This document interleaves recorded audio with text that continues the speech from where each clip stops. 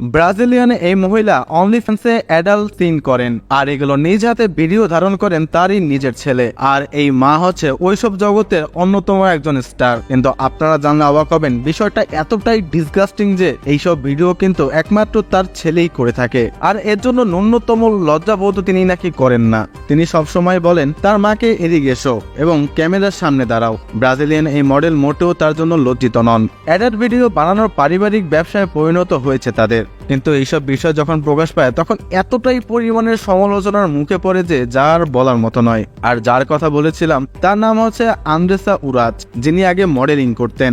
অনেকদিন ধরেই তিনি এইসব মুভির সাথে সংযুক্ত। আপনাদের ধারণাই নেই এখানে কেমন লাগতে পারে। 21 বছর পর্যন্ত তিনি অলগাল হিসেবে কাজ শুরু করেন। স্বল্প পোশাকে ম্যাগাজিনের জন্য বেশ ভালো ভালো পোস্ট দিতেন। কয়েক বছর পরে তিনি কি করবেন তাও কল্পনা করতে পারেননি। পরবর্তীতে তিনি বিয়ে করেন এবং অসুখী দাম্পত্য জীবন থেকে ডিভোর্স নিয়ে বেরিয়ে আসেন। একমাত্র ছেলের জন্য তিনি অর্থ উপার্জন করা শুরু করেছিলেন। তারপরে তার মাথায় এক আইডিয়া এলো, এজন্য বিতর্কিত রিয়েলিটি শো দি ফার্মে অংশ নিয়েছিলেন। এটা হচ্ছে ভারতীয় বিগ বসের মতো অনেকটা। জোরপূর্বক সেখান থেকে বেরিয়ে আসেন তিনি। শরীরে অসংখ্য প্লাস্টিক সার্জারি করান। আন্দ্রেসা আবার এইসব মডেল হিসেবে কাজ শুরু করেন। প্লাস্টিক সার্জারির প্রতি নেশা জন্মায় তার।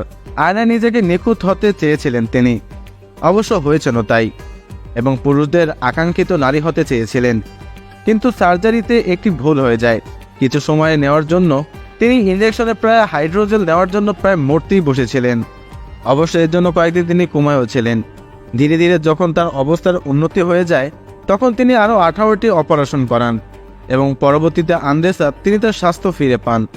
এরপর থেকেই তার অদম্য পরিবর্তন ঘটতে থাকে। পূর্বের পেশা একদমই ছেড়ে দেন তিনি। ব্রাজিলিয়ান পেন্টেস্কাল চার্চে যোগ দেন। বদলে গেছে আন্দ্রেসার চেহারাও। এখন ক্যামেরা থেকে দূরে সরে যান তিনি। 11 বছর ছেলের দেখাশোনা নিয়ে ব্যস্ত তিনি। তাই ঘটনাস্থলে জীবনের অভিজ্ঞতা এবং এইসব অভিনেত্রী হিসেবে অভিজ্ঞতা শেয়ার করতেন। 21 বছর বয়স থেকে এইসব কারণের বিনিময়ে অর্থ পেতেন তিনি। আবার কিছুদিন পরে তিনি তার পুরনো জীবনে ফিরে আসেন, অর্থাৎ তিনি যে কাজ করতেন। এবার সন্তানকে এতে টেনে নিয়ে আসেন এবং তার সন্তানের জন্য এটা নাকি খুবই স্বাভাবিক একটি বিষয় ছিল। ব্যক্তিগত জীবন এবং পেশাগত জীবনের মধ্যে পার্থক্য নাকি বেশ অনেক। আবার অনলিফ্যান্স প্ল্যাটফর্মের জন্য নাকি ভিডিও করতেও শুরু করেন এবং এখান থেকে প্রচুর অর্থও উপার্জন করেন। ছেলে আর্থার এবং নিজের জন্য ইচ্ছে মতো ব্যয় করতেন তিনি।